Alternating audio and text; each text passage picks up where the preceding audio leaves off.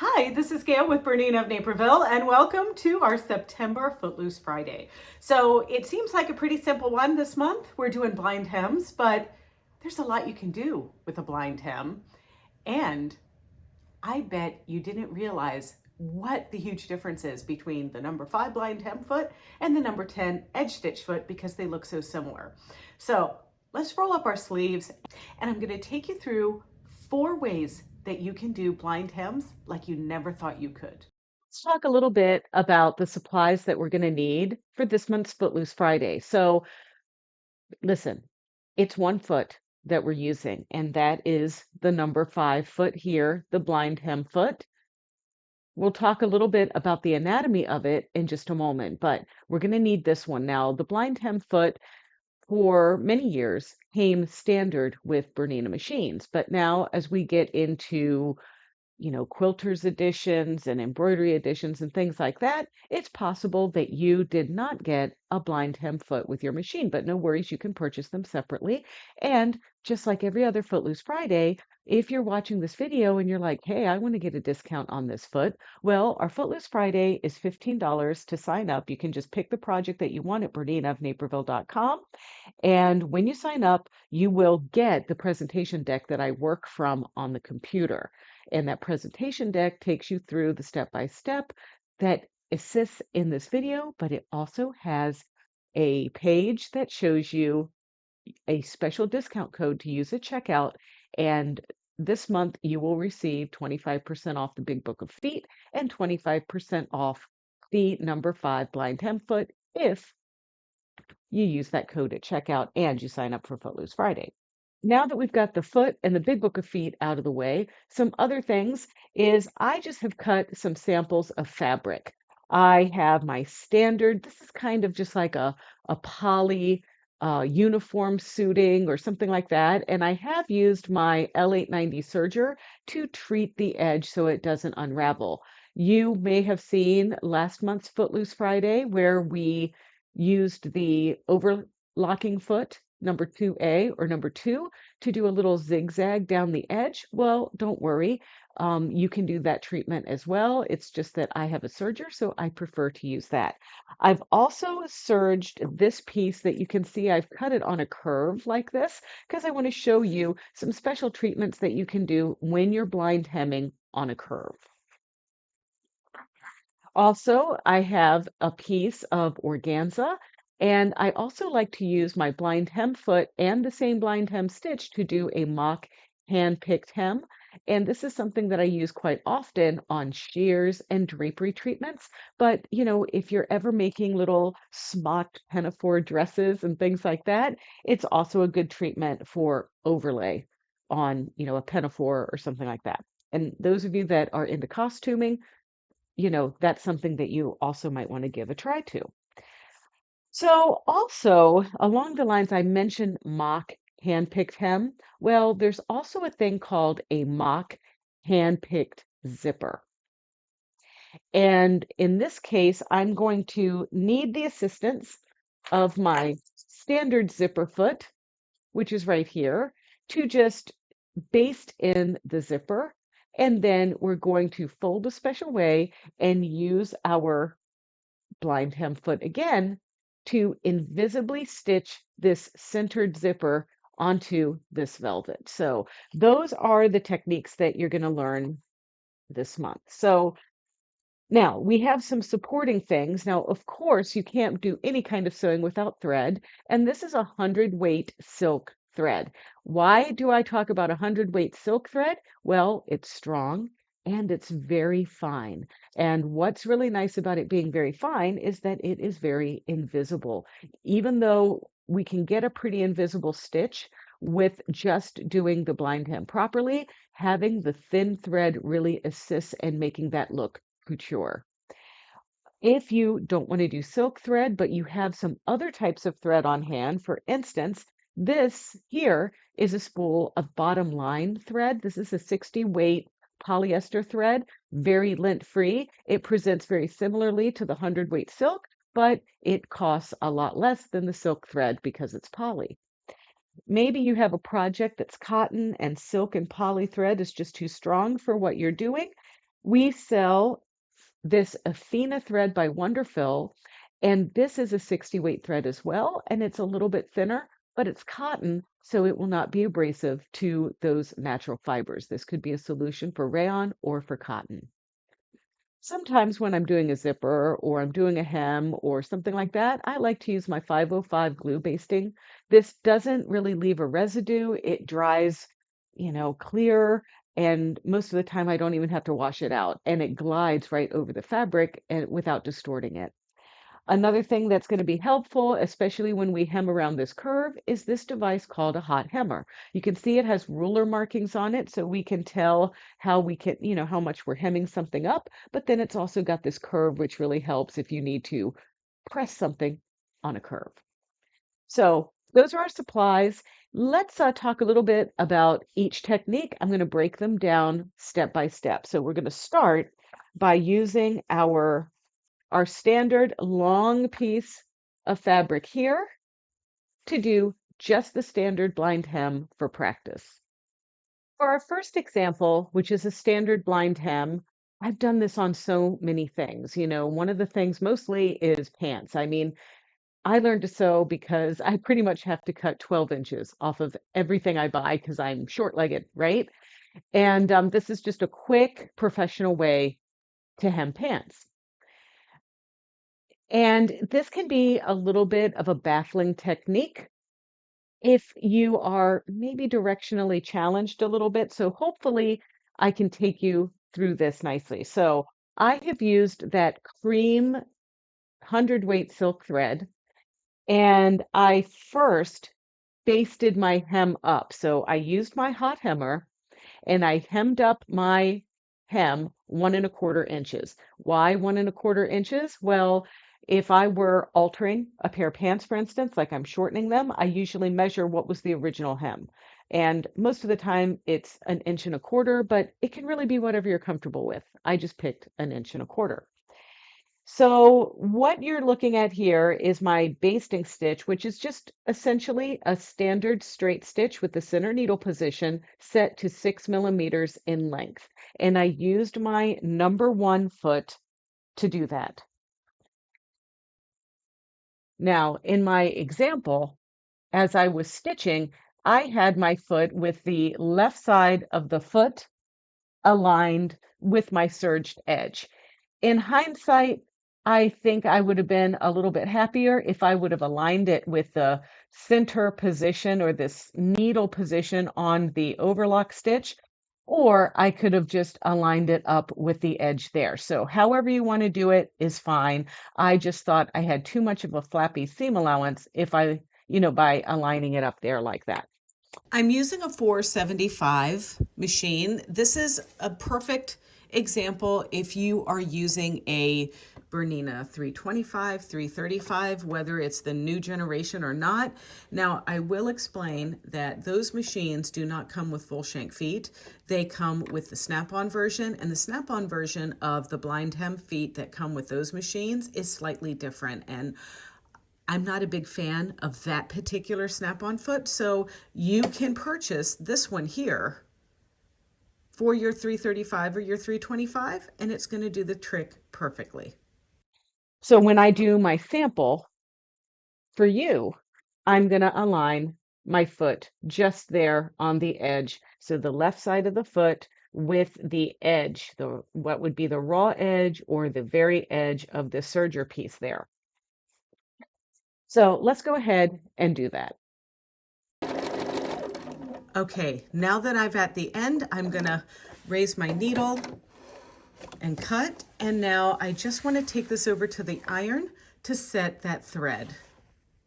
So now that the basting's complete, let's just compare.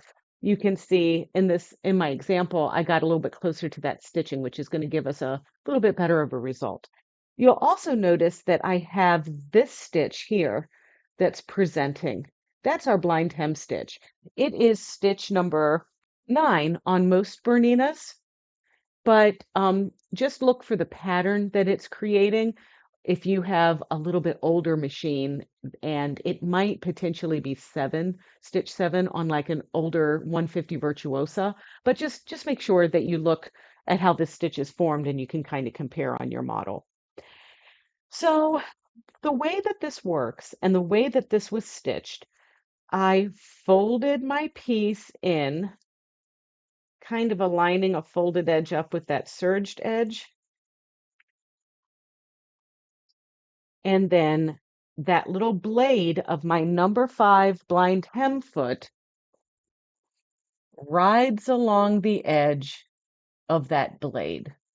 La di da, like that.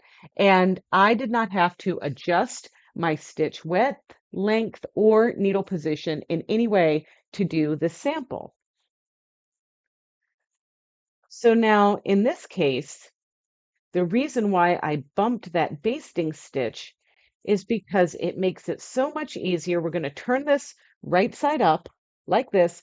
Then we're just going to pull back what would be the body of our work, our garment or whatever we're doing, right? And now see how I'm spreading that open? Well, I can pull it really tight like that because I have that basting stitch in there. And now I can just align this up on my machine after I select stitch number 9 and stitch. So let's go do that. A blind hem foot. Let's look at the anatomy of this, shall we?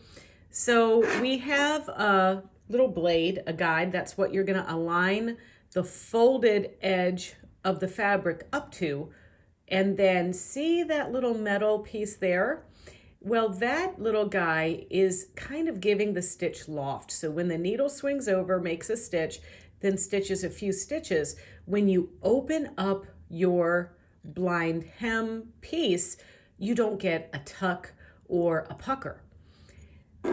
In contrast, the number 10 foot has the blade just like the 5, but there's no obstruction here in the needle way, okay? So that means the benefits of this is that we can line like a pocket or the edge of fabric or whatever and get nice edge stitching and really adjust how wide it will be with our 11 different needle positions. Whereas on the blind hem foot, we are kind of losing 2 needle positions here because we don't want to hit metal, right? So that means that if you're thinking of using the number 5 for top stitching and edge stitching, you have some limitations. Likewise, if you're thinking of using the number 10 foot for blind hemming, you're not going to get that loft of the stitch where, you know, it allows you to kind of open up that fold and everything lies flat. When we opened up this seam, see how everything is nice and flat? And we just see the little pick stitches, right, of the blind hem? That is going to get a little crease if you were going to try to do that using the number 10 foot.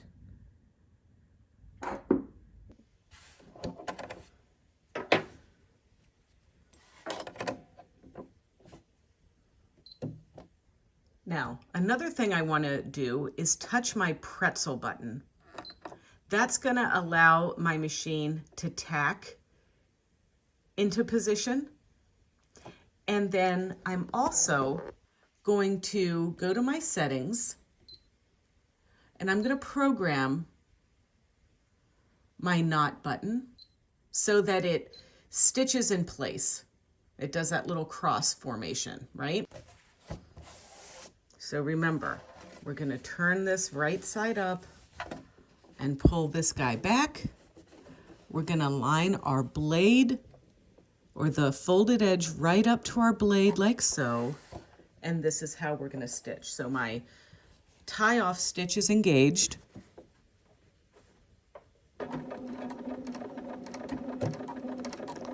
And I want to make sure that when my needle swings to the left, it's catching a few threads of the main fabric here. And you know, I kind of like get lost in space sometimes when I'm sewing. And so I really have to be mindful that I'm lining up this folded edge to the blade of this blind hem foot.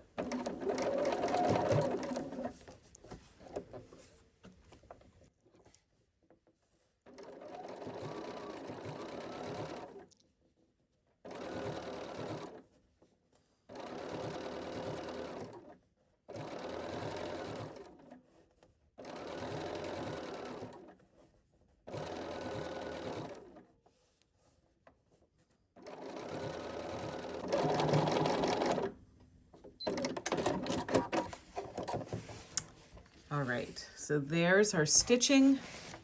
Let's turn this over. And you can see there are little indentations there, but once we press that, it's gonna be gorgeous. So then, I know, I can read your minds. So now you're just gonna remove our basting stitch. And then we will indeed have a blind hem stitch. Now, if we look really close at these two examples, obviously this is my demo one, and this is what we just made. I want to show you something.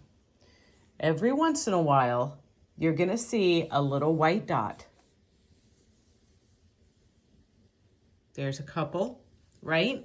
But I did this example with my white thread so you could see exactly what's happening. Can you imagine how invisible that would have been had I chosen a red thread? Okay, so for the second example, I put together this blind hem on a curve. And I've done this, I do this on round skirts, on, things that might be like a shirt, just anytime you need to put something in the round, but it requires that you do a little bit of easing. And easing is like putting in a sleeve cap or something like that, where you're trying to put a lot of fabric into a small space. So on this prepped piece, you can see that nothing's been stitched down yet or anything, but I do have my piece really pressed nicely, and I am drawing up that safety part of this overlock stitch. Now, if you do not have an overlocker, you would simply baste along the edge with like a 6mm stitch, and you would draw up the bobbin thread just like you would be gathering a ruffle or something like that. So you would do that treatment on here. Let's go over to the ironing board and let me show you how I prep this piece. So here's our example of a curve. And I want to show you how I hem this. So I am also going to do this one at 1 1/4 just for consistency and so forth. This is how I hemmed my green dress that I made for Bernina University, that round skirt. This requires a little bit of extra work. So I have a 4-thread overlock stitch here, and the middle thread I'm going to use to gather my piece, because as we go around this curve, we're trying to fit more fabric in a small space than we need, but it starts with just hemming. So we're going to go here to our 1/4.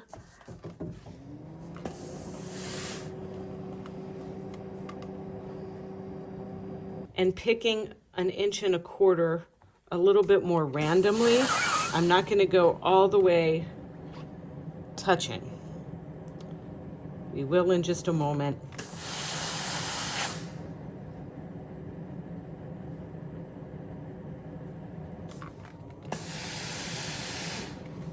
And now here's where our little curvy, wurvy thing can come into play here, right? So we're gonna just use the edge of our iron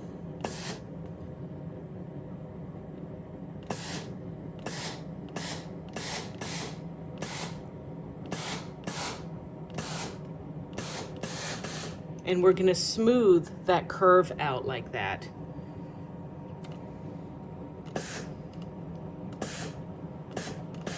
And we try to get it as smooth as possible so it looks nice and professional. Now I'm going to use my tweezers, and I'm just going to randomly pull this middle thread here in my serging piece. And I want to make sure that I don't pull it so hard that it breaks. But we're just going to pull a little bit, and then we're going to evenly distribute these gathers. See that happening? And this is just the default settings on a 4-thread overlock stitch with integrated safety seam. And it's the integrated safety seam that I'm pulling right now. Okay, so just, I'm kind of going all the way around here. And you can draw up more than you need and then smooth it out once you get like all the way around. Okay, see how that's now laying flat? So now we're going to simply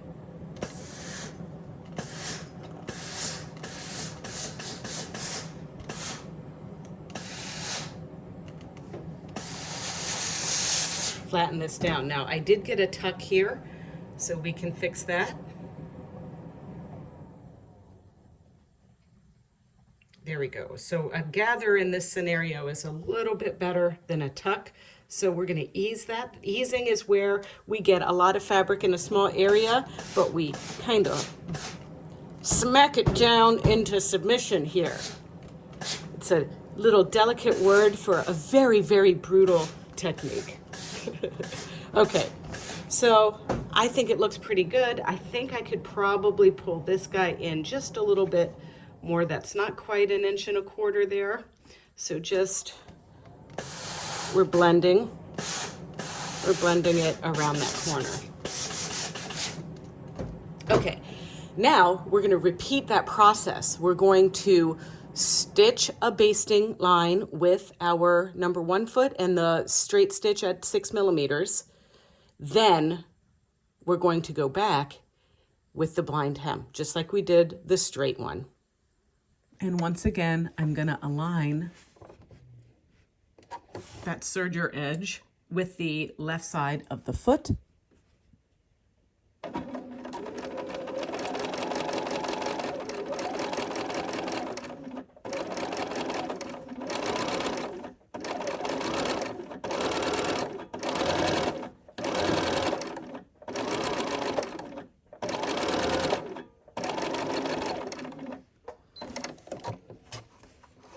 Then we're going to kind of smooth it out. See how it puckered just a little bit? We're going to take that to the iron and press.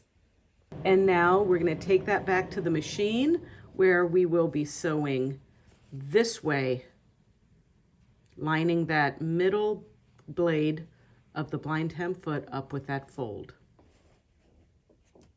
And I'm hitting my little pretzel button to make this knot.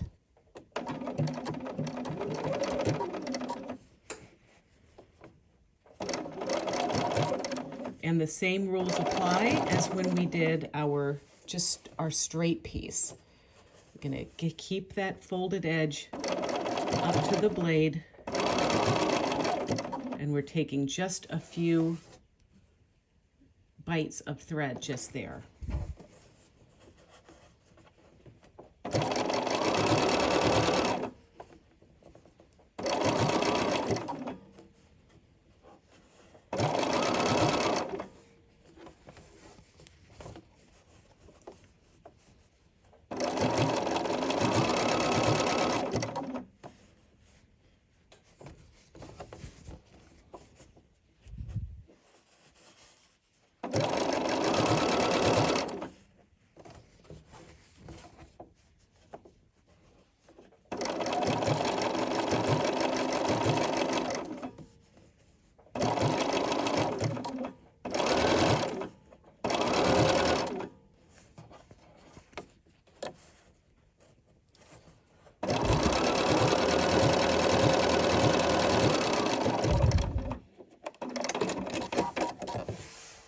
So here we can see my blind hemming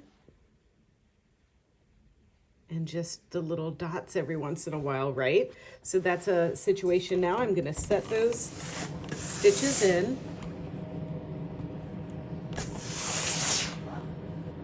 Just by pressing on both sides. And then I'm gonna pull this basting stitch out.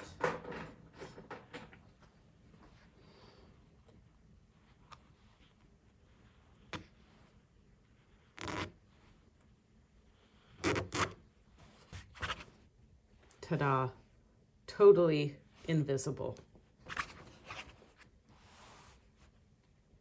So here is my example of a mock hand-picked hem. Typically, this is done on shears. So picture like sheer curtains or something like that, or maybe a pinafore, an evening dress, something like that. So what I love so much about my Berninas, and I mean any Bernina, is that I can sew without any fabric under the needle. And essentially what that does is it gives me a mock hand-picked look. So if you see this little area right here, see that there? That little chain that's in there? That's where the thread, if we were doing this by hand, is carried over every quarter of an inch or so. So this is all done by machine and it emulates the look of a hand-picked edge, and it's easy. So the stitch is number 9. We're not going to do any basting for this one. And I have adjusted the width to 4 millimeters on this. Now, here is the right side of our work, and you can see that I've hemmed a quarter of an inch and then hemmed 1.5 inches. This is not an arbitrary number, it's just what I did, okay? You can do it however. You could fold it up an inch and then another inch to have a more opaque hem, whatever you want to do, okay? So now what we do is when we feed this through the machine, we're going to fold all of our bits back together so that both folded edges are aligned perfectly against our blind hem blade. So there's no fabric to the right of this blade. It's all folded and butted up against that blade. So here's the right side of our work. The hem is under here. So then we take our work and fold it back like this, like so. Now, one thing I haven't mentioned yet, because I'm working on a Bernina 475, if you have the machines that have the hover feature, you know, those are like our 990s, our 7 series, 5 series. I would highly recommend that you disengage the hover function. Don't use it for this application. If you need to raise and lower your presser foot, reach back here or use your freehand system. Okay, so now I'm going to hold everything. I hit my little securing button.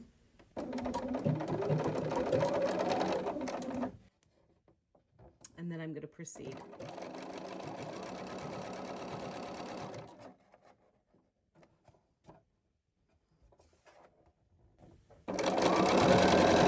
And I am kind of holding my fabric a little taut, just because, you know, I don't have anything on that other feed dog.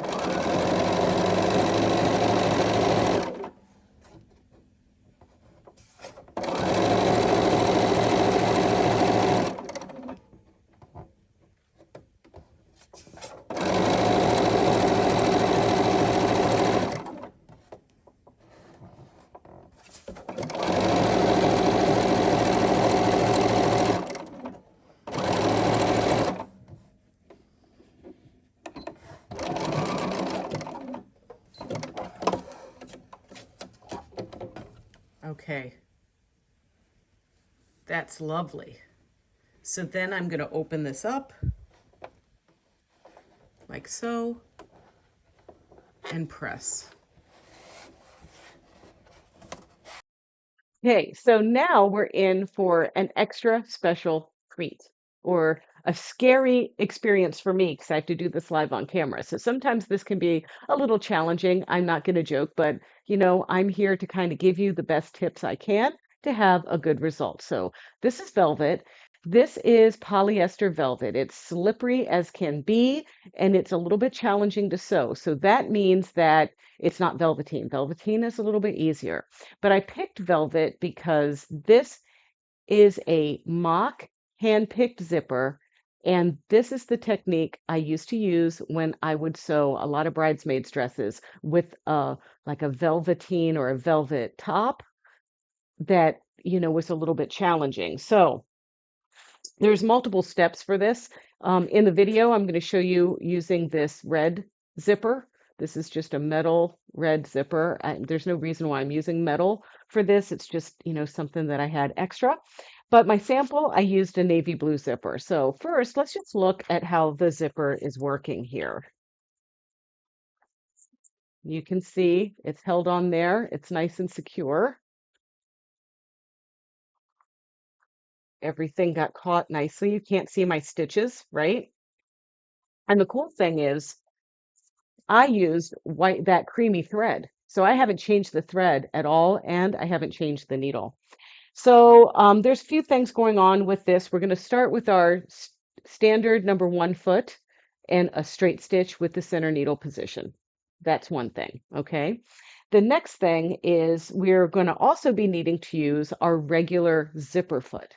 And I showed that to you earlier, but this is what we're going to need to baste the zipper into position. And you can see the long straight stitches there. I basted. And so we're going to also be moving our needle position kind of back and forth to do that. Then finally, once everything's basted, we're going to do a little magic trick to stitch our mock hand-picked zipper kind of in the same fashion that we did this, but um, we're going to be sewing on the zipper and then onto the velvet. So I hope you're ready for this. Are you ready? Am I ready? That's the main question. So let's go over to our machine. Now, first of all, let me also explain. If you have a Bernina 7 series, 5 series, 990, 880, whatever, with the digital presser foot pressure adjustment, you're going to want to set that to about 30.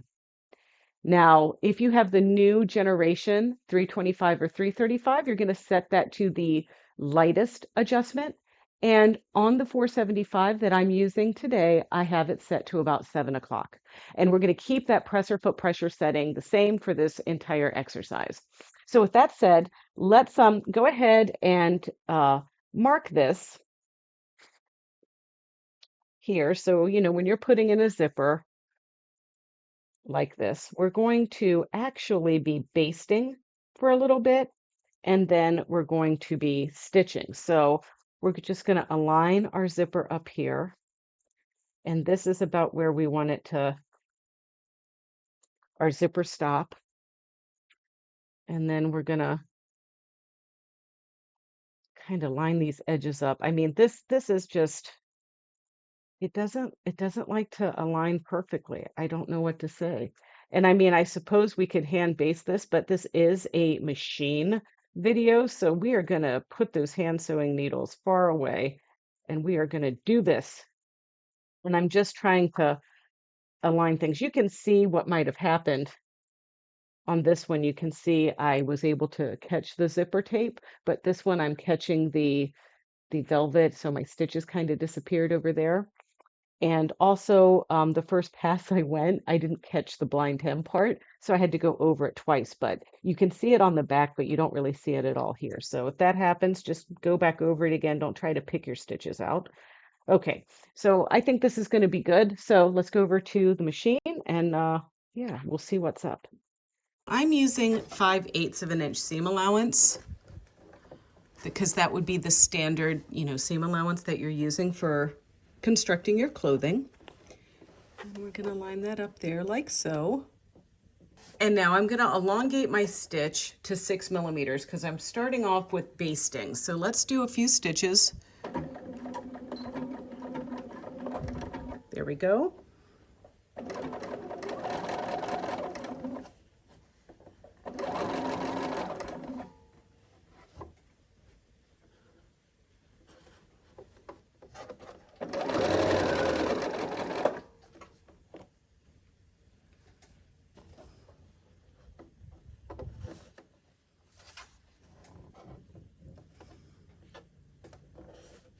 I also have to warn you, I have a camera in my face, so I'm not seeing very well. So it's easier if you don't sew with a camera in your lap.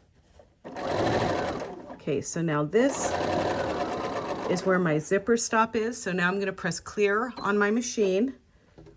And now we're going to do our regular stitching.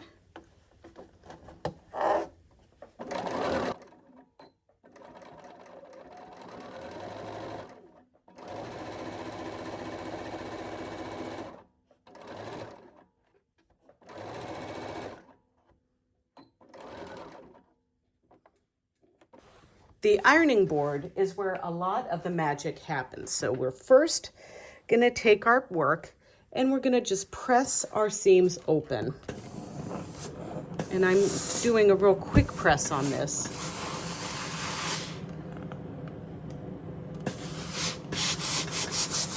Just so it behaves. And you can see I sort of had the same thing happen where I have more seam allowance on this side than this side, but you know what? Don't worry about it.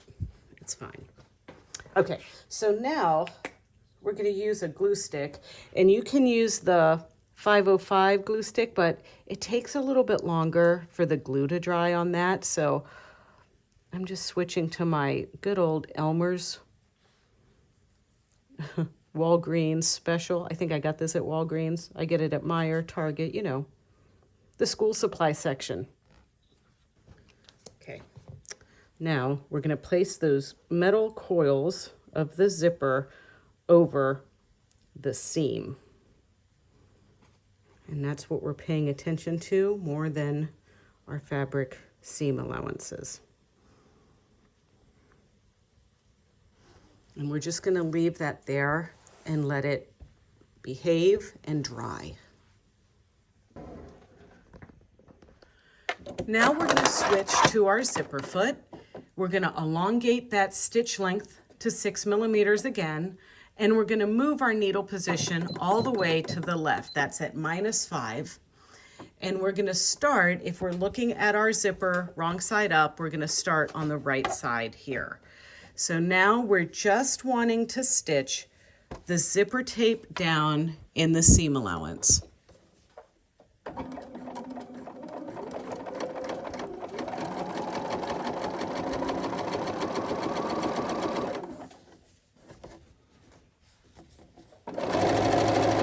It doesn't have to be pretty. You can remove this later. Now we're going to move our needle to +5 and sew our zipper down this way.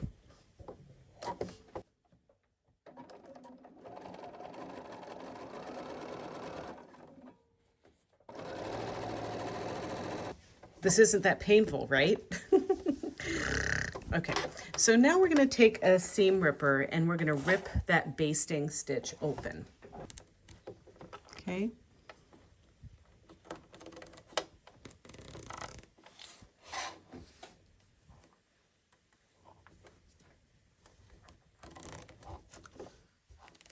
And then right to about there is where it stopped. There we go. And we'll pick all those little fuzzy wuzzies out of there in just a moment. So now we're going to switch to our blind hem foot and stitch number 9. This time I did have to make an adjustment to my stitch. So it's 3.8 width and the needle position is at +4. So that is just 1 notch in to center from the furthest right position. So now I'm going to unzip my zipper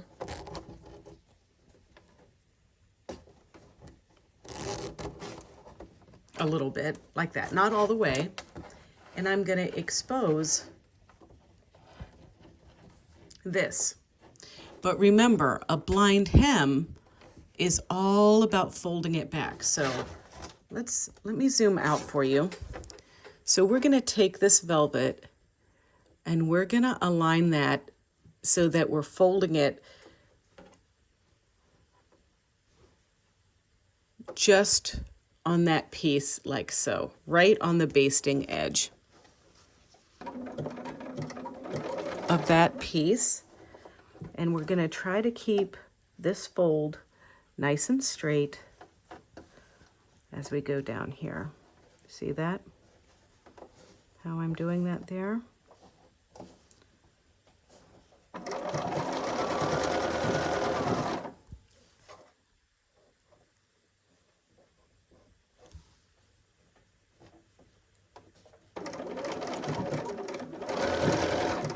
And we want to make sure that it's catching.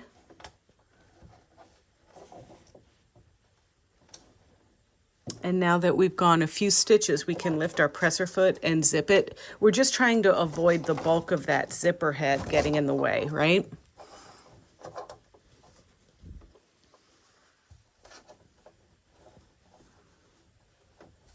Okay.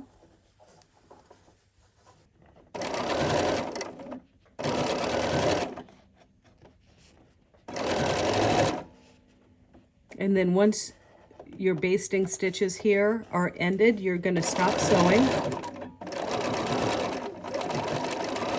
And I do back tack. There we go. And now we're going to redo on the other side. And now, because I couldn't see through the camera, it was really hard, I kind of waffled over here, so I just went back and just restitched that to make sure that I took a bite out of my velvet. So now I'm really ready this time to do the other side. Okay, now I'm going to unzip. There we go.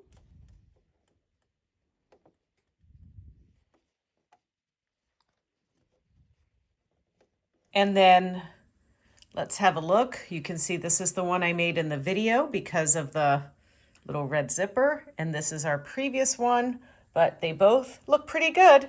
It was some work, but I do prefer this method over an invisible zipper when I'm working with velvet. So what do you think? You gonna give this a try? Do you have some pants to hem? Do you have some curtains to shorten? Whatever it is, I hope that you learned something and you gained something from today's lesson. So if you want to see more tutorials and check out some of our fun stuff, you know where to find us. It's easy. It's youtube.com/BERNINA of Naperville. And there you can like, comment, and subscribe. Happy hemming.